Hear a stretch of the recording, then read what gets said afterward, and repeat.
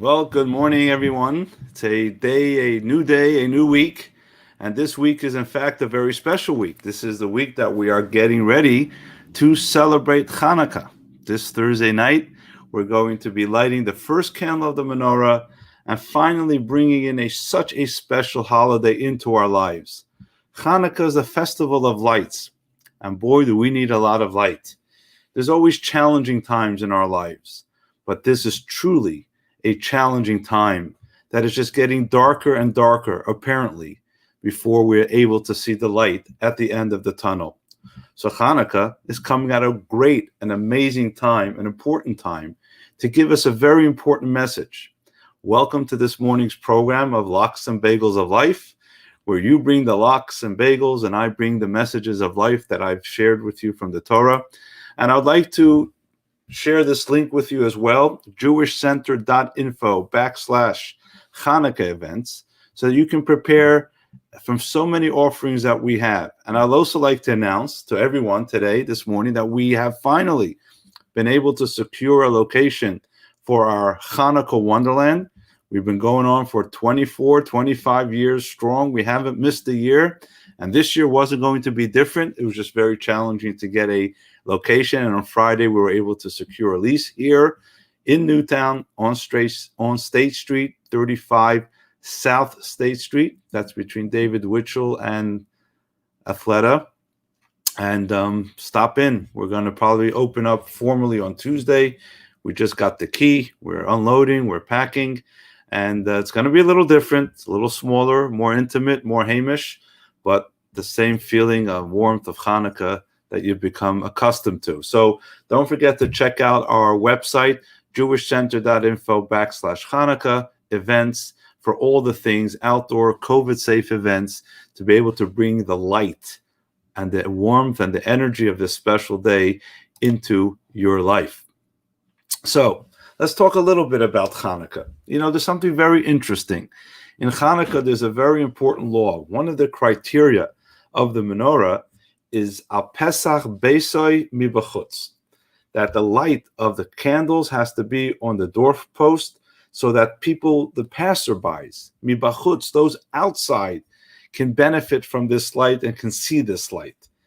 This year, I think, although, of course, we stick to tradition and the lights have to always shine outwards, I think there's a little twist that this time we need to make sure that these candle lights aren't only to shine outward, but al Pesach beito mibifnim. It should go inward, that we should absorb the light. Because today, everyone needs to be able to benefit from the light. And today, when people are staying home more and are more, I guess, I won't say we're all secluded, but we're more focused on our own personal selves inwardly in what's going on in our homes. There's so much that we can draw from this message of Hanukkah. And one of the most beautiful ideas of Hanukkah is that we don't tackle darkness all at once. We don't just go and say, it's dark outside, let's transform it into complete daylight. First of all, that's not possible. And second of all, that's not real. Today, we celebrate what is called in the Hasidic calendar, the Rosh Hashanah LaChasidus. It's the primary day, let's call it, of the Hasidic calendar. And we begin again the study of the book of the Tanya, which is called the Bible of Hasidic thought, because all the ideas are contained in there. And in a nutshell, what the Tanya is really all about is to teach us that we are not expected to be righteous people. Not everyone could be a righteous person. And therefore, if you can't be righteous, don't give up. There's a pathway of ordinary people. And people really don't talk about what does it mean to be an ordinary person.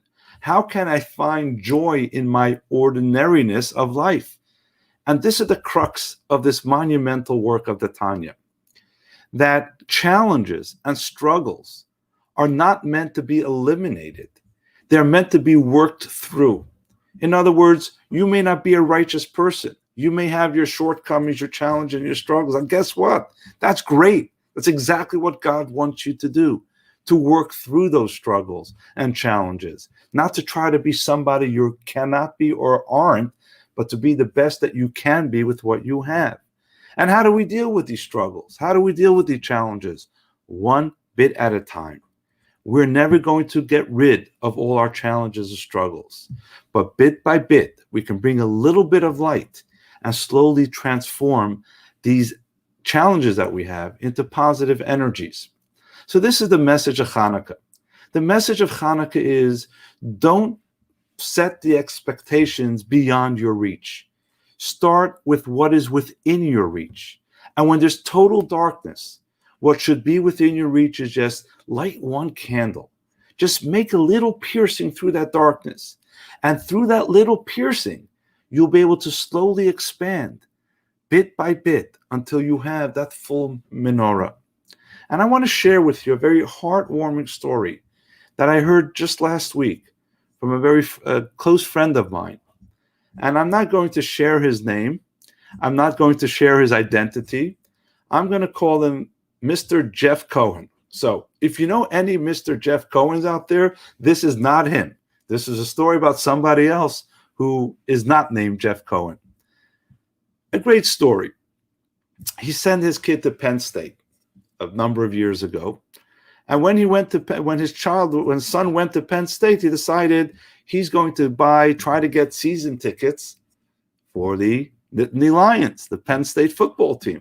It was a great era at that time of Penn State football, and he was going to get his tickets. So he goes to try to buy tickets. If you're not a student, there's no way you can get tickets. Those tickets are sold out for years. But as they say in America, it's not what you know, it's who you know. And he happens to have a cousin who was able to secure four tickets for him, his wife, and another couple that they can always go, season tickets to be able to go to Penn State football. And those that are not in Pennsylvania that are listening, it's a big deal, Penn State football. So he gets his tickets, but hey, we live this from Penn State. It's like 4-hour drive, I think. And you're not going to just go to the game and come back. So what do you need? You need lodging. You need to stay somewhere. So he tries to book a hotel, and he's already going to make it a good weekend. So he goes to the best hotel, the 5-star hotel that's right there near Penn State. And he goes in and he tells the lady at the front desk, ma'am, I would like to book all the games for 2 bedrooms, one room for us and one room for another couple throughout the next season. This woman laughs at this guy. Says, Mr. Cohen, are you kidding me? These hotel rooms are booked for 4 years at least. You can't get a room here on a weekend where there's a football game. You're going to have to look somewhere else.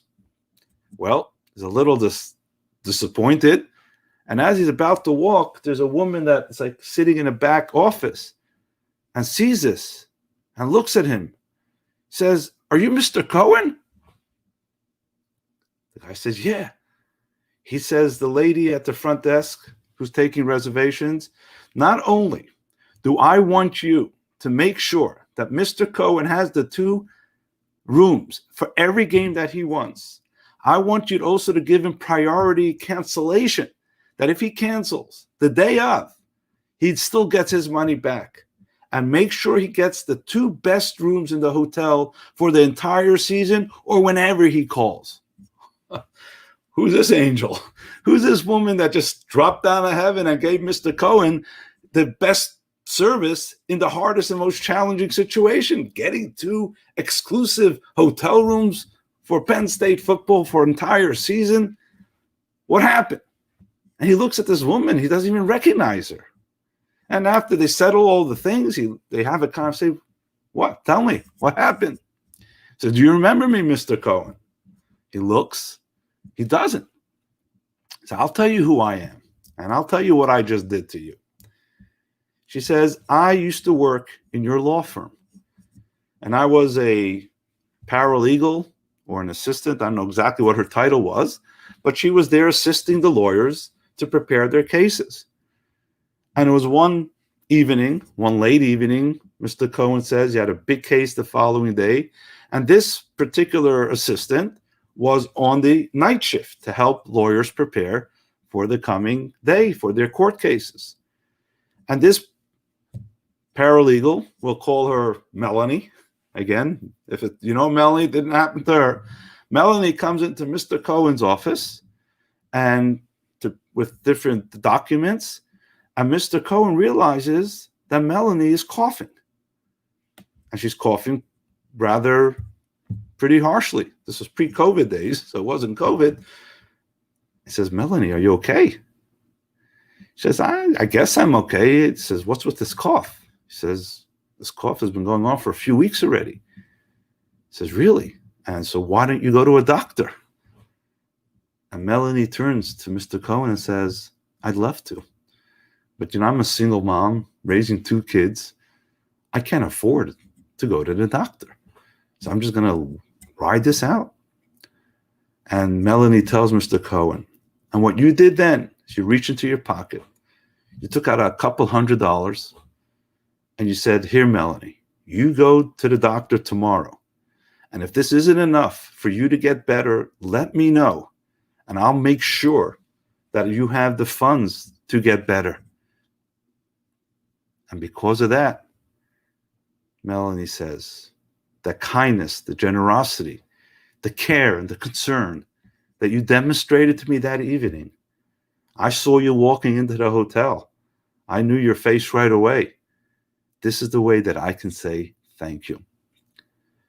This is the funny thing, Mr. Cohen says. He doesn't even remember that story happening. He says later he thought he remembered something, but he couldn't even recall that happening. It was such a kind of insignificant, first of all, financial commitment, but it was just something he did to help somebody else. And here, in a moment of need, well, we wouldn't call it need, God forbid, that's a moment of luxury, but in a moment when she was able to pay him back, she did in a way that brought so much joy and happiness back to Mr. Cohen. That's a very beautiful story. Because to make a difference, you don't have to do huge things. To make a difference in people's lives, to bring goodness into this world, you don't have to spend millions of dollars, be on social media, and be all over the place to try to give the message. It's about human-to-human interaction. It's about the people that we know, the people in our lives. We have to focus on them. Be human. Be real to the people that are so important to you. I always remember that the Rebbe, as great of a leader that he was, as spiritual and righteous as he was, would always say thank you to the person holding the door. And in one of my previous broadcasts, I brought out even a greater message during the Simchas Torah. He thanked the child at the height of the greatest joy where thousands of people were watching. A little child picked up a yarmulke to put on someone else, and he told him, thank you.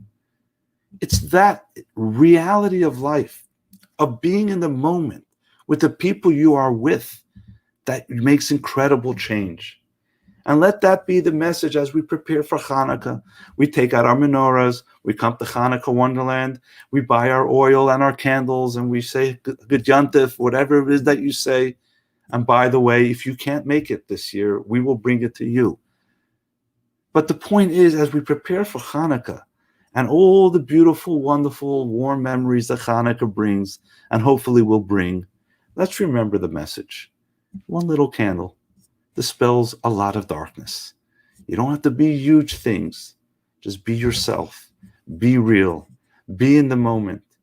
And you will see, sooner or later, that the positive energy that you bring into this world will bring positive energy not just to the others, but will bounce back into your own life with the goodness that you've done.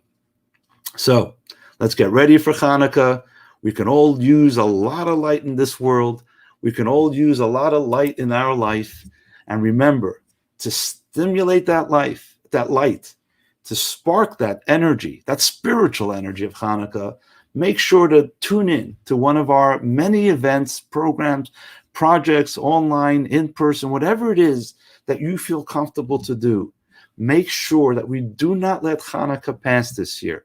because of COVID. Because on the contrary, we need to make sure more than ever that we bring that little bit of life to other people, to ourselves, and to the world around us. So don't forget to go onto our website, check out the events, and of course, as always, we will be here Wednesday morning for the midweek boost at 8:30, and Friday, please God, the resumption of our pre-Shabbat sermonette with more Hanukkah inspiration, more life inspiration, and all the things that you need. But please, if you need something, let me remind you again, do not hesitate. Do not hesitate to call us.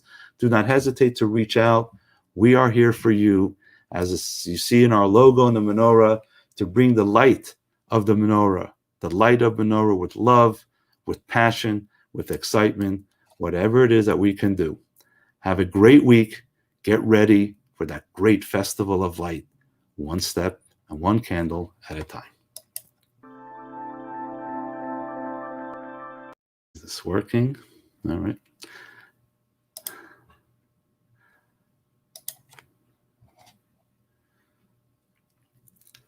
Well, this is the conclusion of our broadcast. My computer froze here. I don't know if you're hearing me or you're not hearing me, but I will do the short circuit and shut down. Have a great day.